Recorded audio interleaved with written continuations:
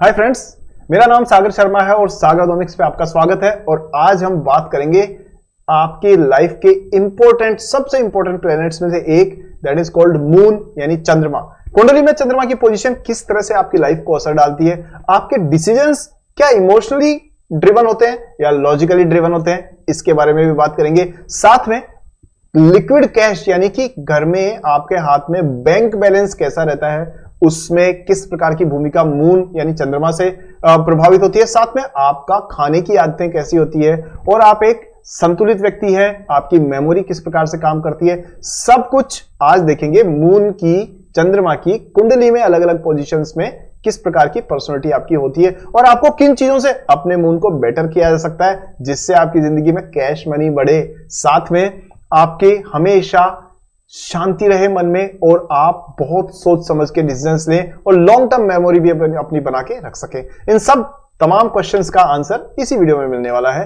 अगर आपकी depressive thoughts आपको परेशान करते हैं, आपको चिड़चिड़ापन रहता है, आप बहुत ज्यादा इमोशनल होते हैं, बात बात पे आपको आंसू आ जाते हैं, आप अकेले में बैठ जाते हैं, बहुत गुस्सा होते हैं, कभी शांत हो जाते हैं, तो ये वीडियो आपके लिए बहुत इंपॉर्टेंट है। और खासतौर पे आप अगर पैसे की तंगी से परेशान, मतलब लिक्विड कैश से परेशान है तो चलिए शुरू करते हैं। Very important, very informative research based video on सागरनोमिक्स।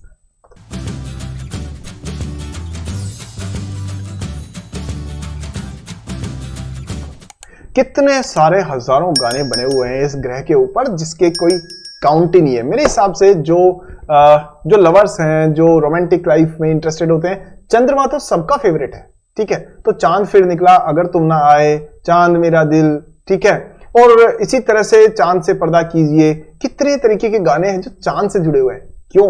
क्योंकि चांद आपका, चंद्रमा आपका मन है। It is your mind, your emotions, emotional जो आपका जो दिल है वो आपका चंद्रमा है।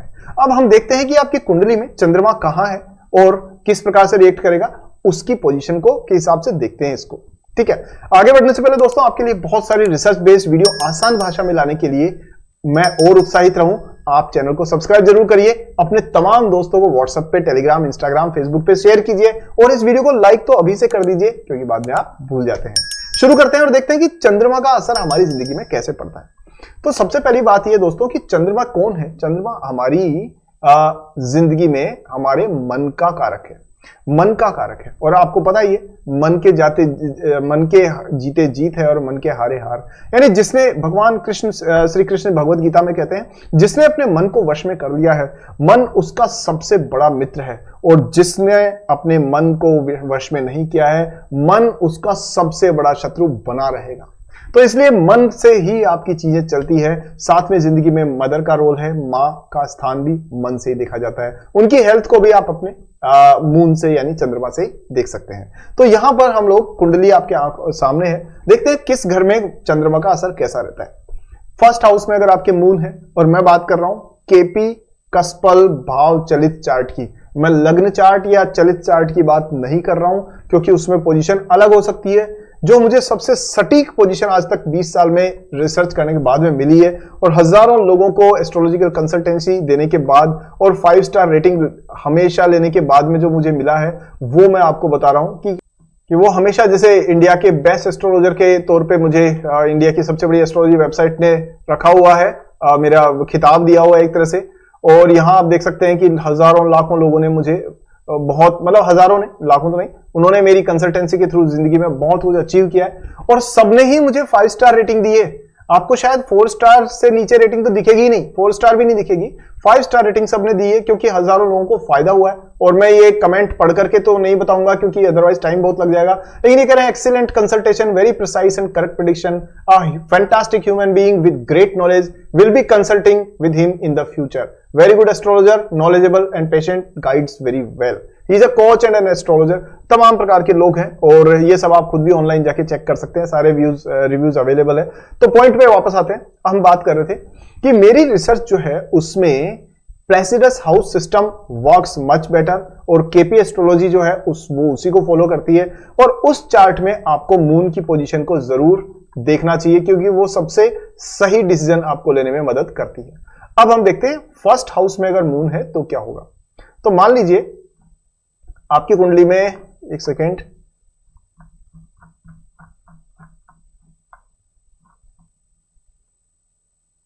ठीक है, सो यहां पर अगर आपका चंद्रमा मून फर्स्ट हाउस में है, जैसा कि आप स्क्रीन पे देख पा रहे हैं, तो उस स्थिति में आप बहुत इमोशनल होंगे और काफी सेंसिटिव भी होंगे। काफी सेंसिटिव होंगे यानी कि आपको हर छोटी बहुत बुरी चीज का एहसास और उसका असर आप पर जरूर पड़ता होगा। सेकंड हाउस में अगर मून है यानी द्वितीय घर में, तो वहां पर आप हमेशा पैसे के बारे में सोचते रहेंगे और खाने के भी बड़े शौकीन होंगे। अगर आपका मून यानी चंद्रमा सेकंड हाउस में, जरा चेक करके देखिए आपके चार्ट में एग्जैक्टली ये बात फिट बैठ रही है या नहीं।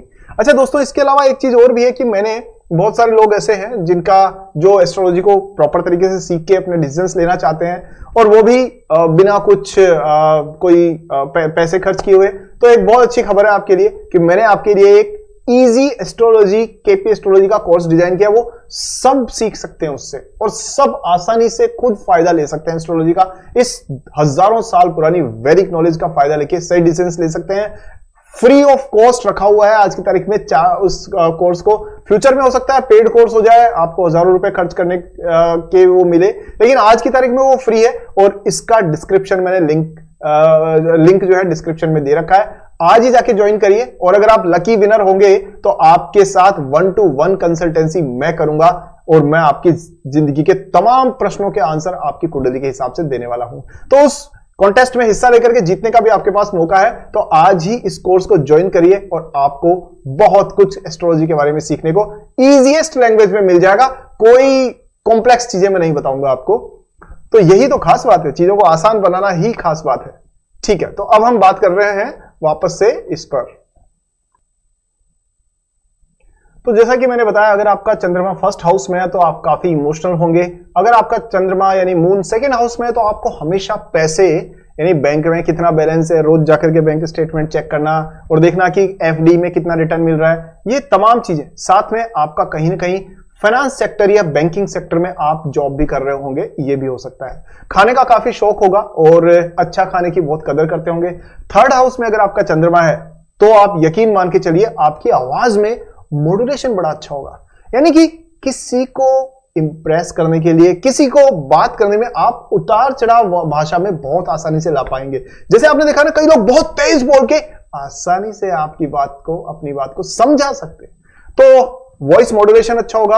आप अपने छोटे भाई बहनों से बहुत प्यार करेंगे और साथ में आप में एक इच्छा शक्ति होगी कोई भी चीज को कर गुजरने की।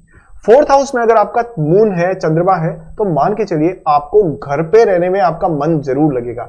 अपनी मदर से काफी क्लोज होंगे, माँ से बहुत, आप माता से बड़े प्रेरित होंगे, उनको प्रेम करेंगे और साथ में आपके घर के आसपास में आप देखेंगे कोई ना कोई पानी का बड़ा एक स्रोत होने के चांसेस हैं। तो मान लीजिए एक बहुत बड़ा कुआं है, कोई वाटर रिजर्वोयर है, बड़ी पानी की टैंकी है, तो वो कहीं ना कहीं आप देखिएगा। अगर आप फोर्थ हाउस का मून है तो आपको देखने को मिल सकती है।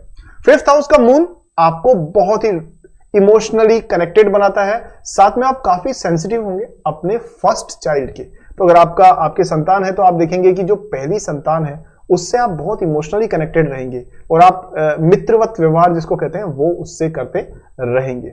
वहीं पर साथ में आप एक बड़े अच्छे लवर भी होंगे। अगर आप किसी रिलेशनशिप में, बॉयफ्रेंड है, गर्लफ्रेंड है, आपकी जो भी किसी भी तरीके की रिलेशनशिप है, उसमें आप बहुत इमोशनली इन्वॉल्व रहेंगे। यानी छोटी छोटी बात पे आपको आघात भी लग सकता है, आप तकलीफ में आंखों से आंसू भी आ सकते हैं और खुश होंगे तो बहुत खुश हो जाएंगे। सिक्स्थ हाउस में अगर आपका चंद्रमा है, आप देखेंगे आप अपने जॉब के प्रति बड़े अटैच्ड रहेंगे। यानी आपको ना ऑफिस जाने में का इंटरेस्ट रहेगा, आप हमेशा उसके बारे में सोचेंगे।